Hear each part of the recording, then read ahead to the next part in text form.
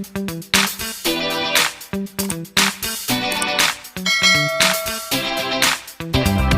शिव गुरु चर्चा के बिना मन व्याकुल है, व्यथित है, 3 सूत्र का पालन नहीं हो पा रहा है, तो कैसे करें? चर्चा के बिना मन व्यथित। बाह्य परिवेश ऐसा है कि हमको आपको चर्चा की अनुमति नहीं मिलेगी, क्योंकि हमारे आप पर ही शारीरिक खतरा है। 3 सूत्र में दूसरा सूत्र है चर्चा करना। चर्चा का मानी क्या होता है, अर्थ क्या होता है? शिव गुरु चर्चा का प्रयोजन है कि दूसरे आपकी शिव चर्चा से शिव की ओर बढ़े, शिव को अपना गुरु माने, उनका जीवन शिवमय हो, सुखमय हो, शांति उनको मिले। ये प्रयोजन है शिव चर्चा का। लेकिन 3 सूत्रों में 2 सूत्र और भी हैं भाई साहब। पहला सूत्र है कि अपने गुरु शिव से दया मांगिए, दया की याचना करिए, मन उस दया की स्थिति में जाए। और तीसरा सूत्र है अपने गुरु को प्रणाम करिए। आपने शिष्यामृति मेरी पतली सी पुस्तक है, उसको पढ़ाओ। उसमें लिखा हुआ कि शिव शिष्यता के लिए अनिवार्य एक ही चीज है, वो है अस्थायी शिष्य भाव। यानी शिव हमारे गुरु हैं, शिव मेरे गुरु हैं, यह भाव खंडित नहीं हो। जैसा तिथि खंडित हो गई, नवमी में 10वीं घुस आई, कभी कभी चतुर्दशी में अमावस्या घुस आती। अस्थायी शिष्य भाव चाहिए। यानी मैं शिव का शिष्य हूं तो हूं, इसमें कोई भी संशय, कोई भी 2 बातें नहीं होंगी। शिव मेरे गुरु हैं तो हैं। अगर अस्थायी शिष्य भाव है तो अस्थायी मन नमन की स्थिति में जाएगा, अस्थायी रूप से जाएगा। अस्थायी रूप से मन शिव से दया की याचना में जाएगा। बोलने या करने जैसा कुछ भी नहीं। मन तो नहीं लग रहा है, इसीलिए कि चर्चा करते थे तो भीड़ होती थी, भीड़ में बोल रहे हैं हम तो थोड़ा मजा आता था, अच्छा लगता था कि इतने लोग बेवकूफ बैठे हैं मेरे सामने, हम ज्यादा होशियार हैं, इसीलिए चर्चा कर रहे हैं। दूसरे प्रयोजन भी हो सकते हैं। एक आदमी का प्रयोजन हो सकता है कि लोगों को सुना रहा वो कि शिव की चर्चा सुन के ये लोग शिव की ओर चलेंगे, शिव इनके गुरु होंगे, शिव से जुड़ेगा इनका मन, तो कम से कम शैतानियत से तो बचेगा। और कुछ की मनसा होगी कि भीड़ है, इतने लोग मेरे हैं, तो कुछ लौकिक जगत मिल ही जाएगा, सम्मान मिल ही जाएगा, सुविधाएं मिल ही जाएंगी, अन्य काम भी धरती के हो ही जाएंगे। तो ऐसे लोगों को ज्यादा तकलीफ हो रही है, जिनका जगत छूट रहा है चर्चा के बिना। जागतिक सुख सुविधाएं कम हो रही हैं चर्चा के बिना, उनको तो दर्द होगा भैया कि कुछ मिल नहीं रहा है, न सम्मान मिल रहा है, न सुविधा मिल रही है, न पैसे मिल रहे हैं, ये क्या हो रहा है? शोर तो वही लोग ज्यादा करेंगे। मैं शिव का शिष्य हूं और मैंने ही पूरी दुनिया में शिव चर्चा 3 सूत्र की बात को लाया। ठीक है, मुझको किसने सिखाया? महादेव मेरे गुरु ने सिखाया। यह बात छोड़ दीजिए, मैं ही प्रत्यक्ष रूप से दिखता हूं।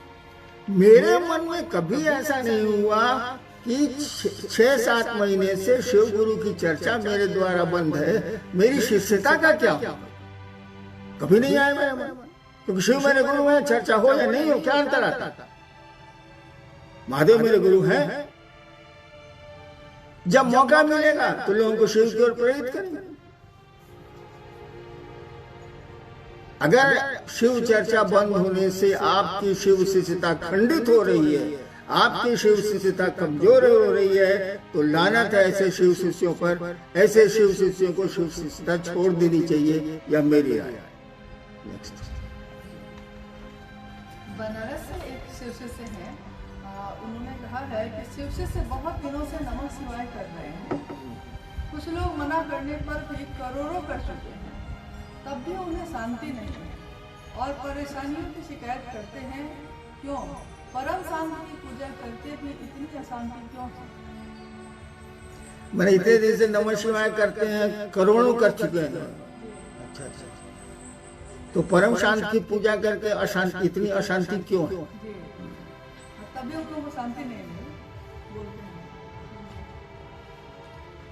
पहले तो नमः शिवाय आपने करोड़ों कर लिया, जैसा प्रश्न आया है, करोड़ों कर लिया।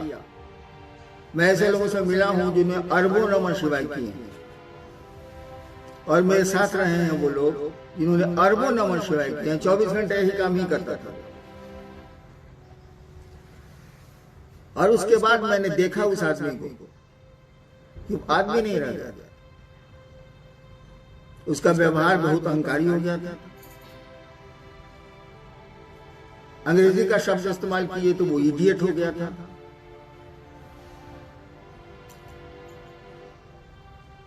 अव्यवहारिक हो चुका था, किसी ठीक से बात नहीं करता था। तो अभी तो आपने कहा कि नमः शिवाय करके भी परेशानियां आए, इतने नमः शिवाय किया। एक आदमी तो मैंने देखा है कि नमः शिवाय करके सबको डांटते चलता था। मर गया वो आदमी नहीं है धरती पर, लेकिन मैंने देखा है। क्यों ऐसा हुआ? नमः शिवाय का अर्थ है शिव को प्रणाम, शिव को नमन। उस सर्वोच्च सत्ता को आप प्रणाम निवेदित कर रहे हैं, झुक रहे हैं आप। ये नमः शिवाय करके तन कैसे गए आप? कहीं जरूर गड़बड़ी है, और भीषण गड़बड़ी है। सामान्य आदमी भी बेकार हो गया नमः शिवाय करके। इसीलिए कि नमः शिवाय में दो स्थितियां होती हैं। एक नमः शिवाय का अर्थ में जो भाव छिपा है वो, जैसे नमः शिवाय का अर्थ है शिव को नमन, शिव को प्रणाम। इसमें भाव क्या छिपा है?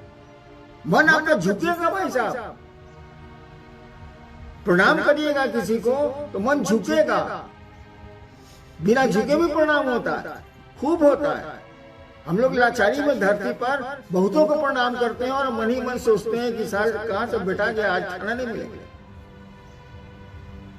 ऐसे ही प्रणाम होते हैं औपचारिक, लेकिन शिव को तो औपचारिक प्रणाम नहीं चलेंगे। वहां तो मन को प्रणाम की स्थिति में जाना होगा। नमः शिवाय का अर्थ और चैतन्य मंत्र में दो चीजें होती हैं।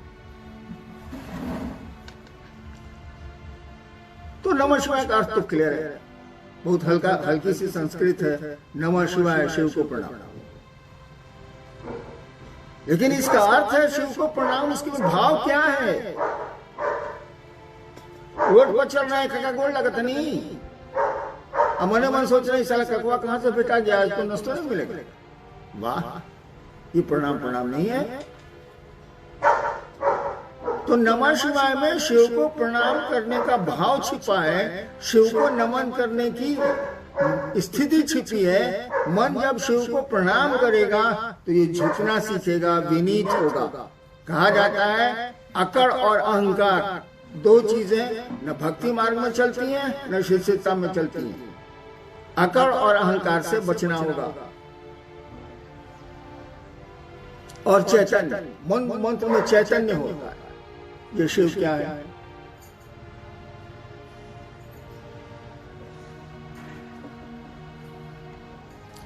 जब ये समझ में आएगा कि ये शिव क्या है, ये गुरु की दया से ही होता है। मंत्र का देवता ही, गुरु ही समझाता है और मंत्र में चैतन्य डालता है। उसमें जो ज्ञान है उस मंत्र में उसको डालता है शिव में। जब मंत्र में अर्थ और ज्ञान दोनों आएगा, क्या आप बात करते हैं? एक मन है नमः शिवाय आपको शिव बना देगा। करिए तो सही, करोड़ों काहेला कर रहे हैं।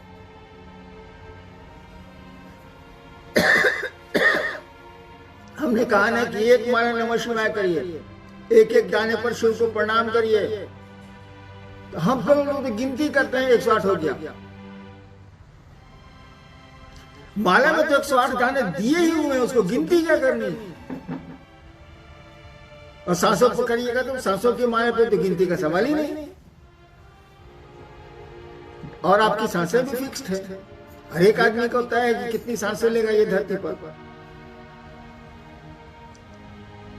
तो नमः शिवाय में अर्थ और चैतन्य, अर्थ तो आप समझ सकते हैं, लेकिन चैतन्य के लिए गुरु की दया जरूरी है, उस मंत्र के देवता की दया जरूरी है। वो जब मिलेगी तो एक बार का नमः शिवाय आपको शिव के रास्ते में उठा के रख देगा।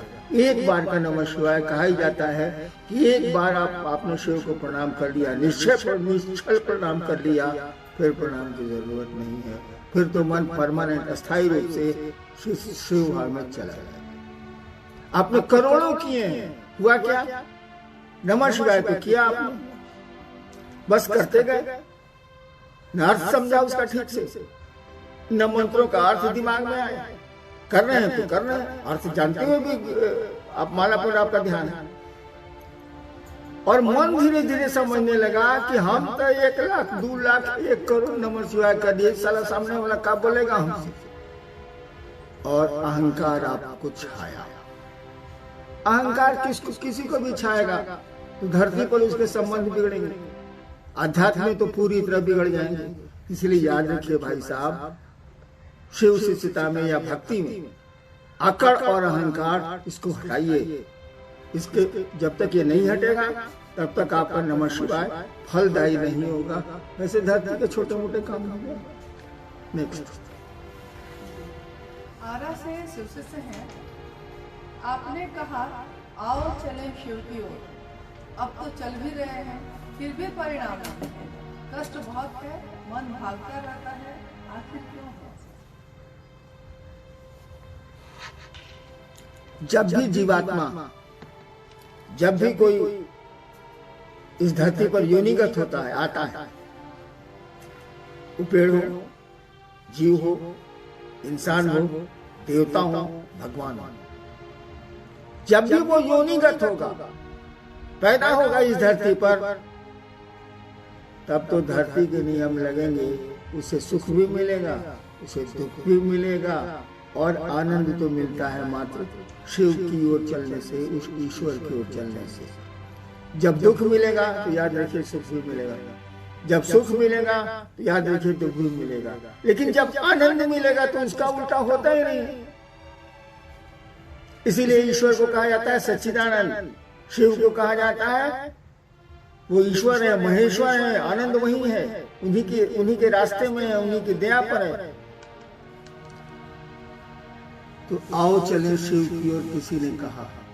अरे भैया, जिस दर्द से कहा वो दर्द समझ में आया कि शब्द पकड़ा गए। जिसने भी ये कहा कि आओ चले शिव की ओर, उसके भीतर दर्द था, एक पुकार थी वो शिव की ओर चलने की, कि उसके पास भाव थे, और उस समय उसके पास दूसरा कोई भाव नहीं था। भीतर से उसने आवाज दी, आओ चलें शिव की ओर। हम लोगों के लिए तो वो शब्द हैं, आओ चलें शिव की ओर, वही हो गया, आओ चलें शिव की ओर। जिसने कहा उसके भीतर दर्द था, एक क्या कहिएगा, उसको एक पीड़ा थी, और इसी दर्द के तहत उसने आवाज दी, आओ चलें शिव की ओर। अगर उस दर्द से आप चलते हैं, उस दर्द के पीछे चलते हैं, तो